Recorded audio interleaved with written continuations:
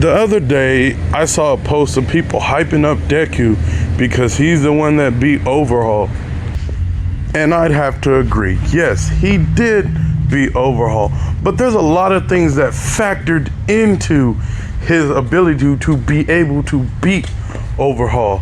And then the post went on to say something about he was way better than Mirio because Mirio was said to be the best at 1A, but yet he couldn't take out Overhaul.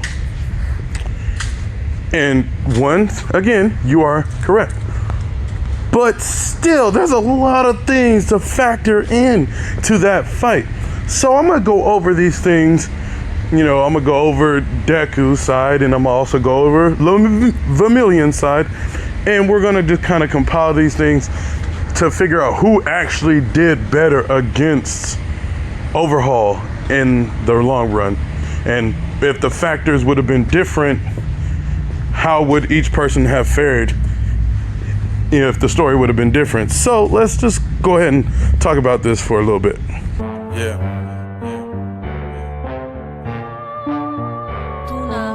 Okay, so the first thing I'm gonna do is create my own personalized stat chart for each character. It's not gonna be a data sheet from the official data book or anything. It's just gonna be my personal perception of each character's capable abilities due to how they performed in the fight against Overhaul. So Vermilion versus Overhaul, and then Deku versus Overhaul, and then we're gonna kind of combine the two, or not combine them, but like go put them against each other. And there's going to be two different stat sheets for each person because there was technically two different versions of the fight. Not two different versions, but like there was a before something happened and an after something happened. So with that being said, we're going to start with that.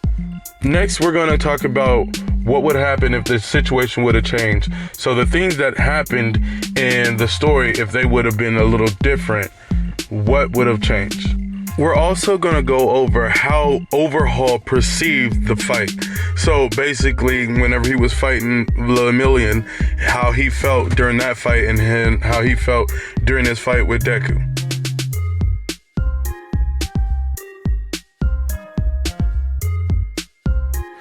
Alright, so let's first talk about Vermilion. Vermilion is the head of the big three. He's been recognized by Sir Night Eye and also Nezu, the principal of UA. So he's already gotten the recognition and the clout that he needs. It's also been stated that he is stronger than most pro heroes, and that's saying something. It was also said that he was supposed to be the next one to inherit All For One, but All Might gave it to Deku. You know the story, blah, blah, blah. So he kind of missed out on that. But, oh, well, it doesn't matter. That's not the point. So his personal stats are an S in speed, an S in power, an A in intelligence, and an A plus in quirk abilities. So those are some crazy stats. And now, mind you, these are not like any official stats. These are just my personal stats. I feel like that's what he deserves, and like I don't care. You can hate me for it, whatever. But let's just say, take those stats and like the dude is a monster. He's turned his quirk that his father said was useless into a well-oiled machine that is a part of his everyday life. He is well-tuned with his quirk, and he can use it in ways that most people probably wouldn't have been able to think of. That is ridiculous. And I say that Vermilion is the best there is that UA has to offer. Alright, so now what we're going to do is talk about what Vermilion's stats were after he lost his quirk, because that happened and he was still able to fight with Overhaul efficiently. So, for speed, we're going to give him a decrease because his quirk allowed him to move around super quickly. But he not going to give him that much of a decrease because it didn't really matter much. But I'm going to give him an A minus in speed. In strength, however, it stays the same because his quirk never gave him a strength boost. His strength was all straight physical, so he still has an S in strength. he also still has an A plus in intelligence. Although I am going to switch his quirk ability or quirk thing for drive and awareness. He has an S in drive and awareness, because no matter how much he got beaten, how many holes he got put in him, he fought tooth and nail and drove through the pain in order to keep Eri alive. And I feel like that speaks miles for this guy.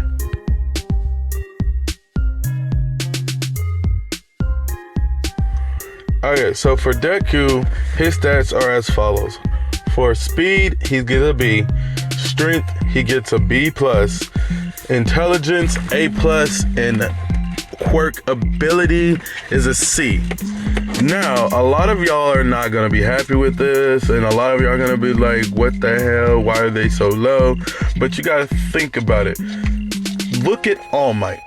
All Might's abilities aren't even prime abilities.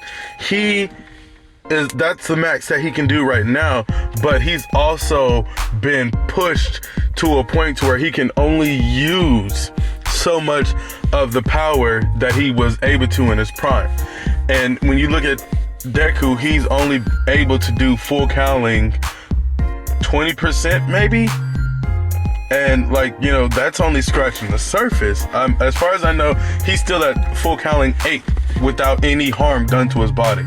So that's only scratching the surface. He can get so much stronger, and he's got so much. Alright, if you were reading the manga, you know how much more progress he's made.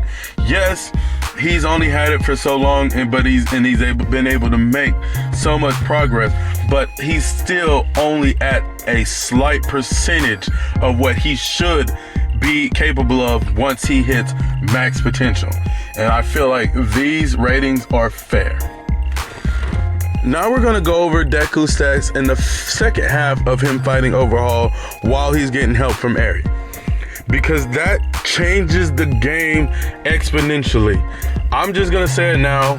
Deku's stats after he gets Eri's help are an S in speed, an S plus in strength. He's still an A plus in intelligence, and his quirk ability, while technically he did get a boost, I'm only gonna give him a B plus, because there's still so much more he can do with his quirk. But that right there is Deku at 100% right now. Not like his prime, not his best, but at his current level, that is him at 100%. And boy, was it not, it was crazy. Not gonna lie. But he was capable of doing some crazy things, and I feel like, there's a big factor there, because he had help from Eri. Because if it wasn't for Eri, he wouldn't have never been able to reach that. And so that's what we got to chalk it up to.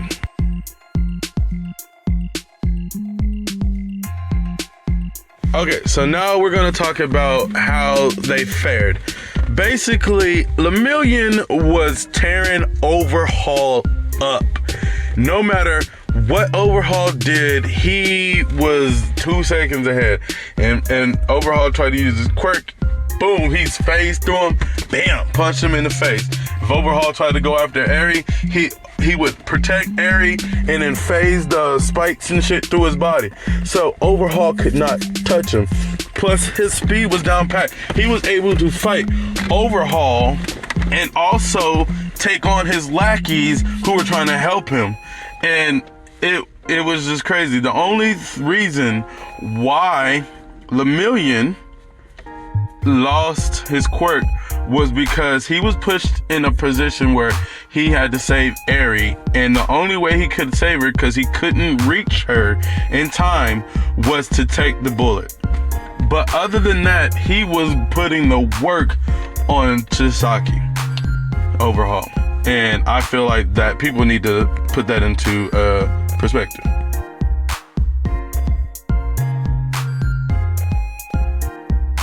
Now let's talk about what happened after he lost his quirk.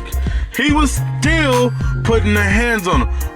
even after he had a big hole in his stomach and he had holes in his legs and he was bleeding profusely, he was still putting up a great fight. I mean, like, he was able to go hand to hand with Overhaul and not get this turned into like mush. Like, he was like tuned into the fight. He was able to make sure that Overhaul couldn't touch him. He was landing, every punch was precise and aimed in a specific way to make sure that Chisaki could not use his quirk. And it's great because, like, every time he tried to touch the ground, boom, in his face. Every time he tried to touch him, boom, get that hand out of here, boom, in his face. I'm just like, oh my God, this guy, even without a quirk, is ridiculous. So that's why his speed was so high, because he was still able to get in there. Now, as the fight progressed, he did take more damage, which made him a little slower, but he still stood in the face of death against Chisaki just to protect Eri.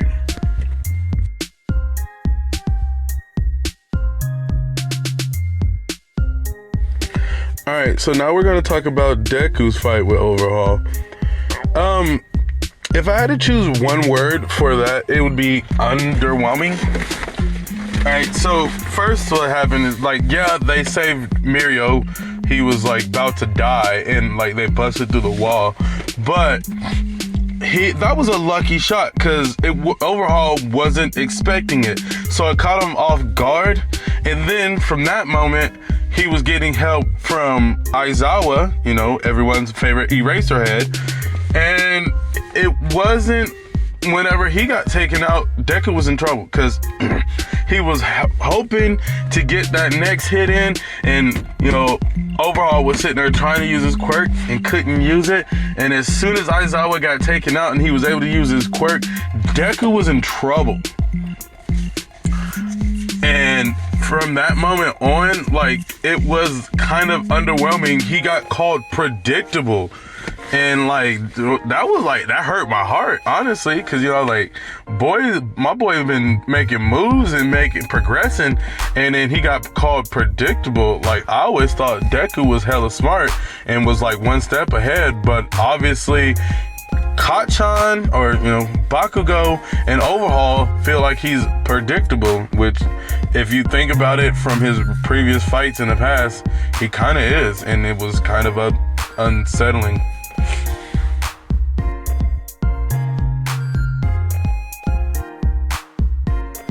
Alright, so now we're going to talk about Overhaul and Deku's second half of the fight. So, Overhaul gets a power boost when he fuses with one of his guys, and, you know, somehow he talks Eri into coming back, and then she's about to give up, and then Deku talks her into not giving up, and then Overhaul's about to escape, but then Eri jumps to Deku because she feels that he means what he says when he's gonna save her. So she goes to him, and shit gets hectic from there. But amidst of that, Chisaki gets another one of his goons, so then he fuses with him, and then the fight goes on because now Overhaul is telling Deku that Eri's quirk is rewind, and that it's going to rewind his body into non-existence, and the only person that can stop her is him. So Deku might as well hand her over because he's gonna die otherwise. And then Deku uses quick calculations to figure out how much power he has to output to match the amount of power she's putting in to her rewind. So he perfectly calculates it, figures it out, and he's able to use enough of All for One's power. Yeah, no, One for All's power in order to fight against Chisaki. So, think about this. He needed Eri's help in order to reach a level to even fight against Chisaki on a level that Mirio was already on. Put that in perspective.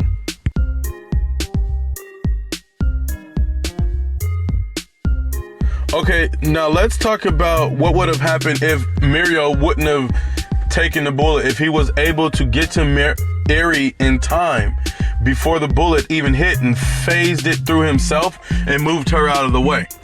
Now let's see what would happen. So we know that if he wouldn't have lost his quirk, the fight probably would have went on the same as it was already going. He would have been taking blows at Overhaul and also taking out his minions so that they can't join into the fight, and also keeping Eri protected. Therefore, whenever Deku and fucking Eraserhead and everyone else got there, Night Eye and them, by the time they got there, Overhaul would have been like, more beat up than he already was, and still facing off against a full-powered Mirio. You know what I'm saying? So then he wouldn't have, not only would he have had Mirio to do it, he also would have had Aizawa, Deku, and Night Eye to try to combat, all at the same time. So he would have been in a horrible position. And then we go to the part where if everything happened the way it was supposed to, but Deku, instead of getting Eri's help, he tells her to run to safety while he goes against Overhaul. And let's talk about this. So let's say that happened. Well, Deku would have still only been able to pull maybe 20% out of his ass. 20%. Full counting 20%. That's not a whole lot, guys. I mean, it's a hell of a step up from what he was already using, but in the grand scheme of things, it wouldn't have been enough, because he needed, what was it, 1,000,000% or some true million or whatever. Don't ask me, I can't remember a whole lot, but he needed a whole lot more power to combat Overhaul, which he cannot do on his own. So ultimately, Night Eye's prediction might have come true. If no one was able to come to the rescue, Deku would have died or got severely fucked up, and Overhaul would have gotten away with Eri, and then we'd still be in this horrible position.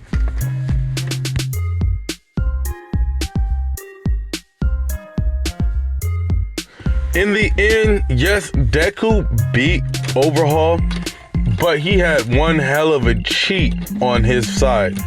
Whereas with just his base abilities alone, just his own quirk that he had since birth and has perfected to its level of lethality right now, Mirio, or Lemillion, was able to combat, and not only combat, but shake Chisaki to a level where he was like extremely pissed off and was like not wanting to deal with this. He was getting extremely agitated and wanted nothing more than to take Mirio out of the picture, but he couldn't.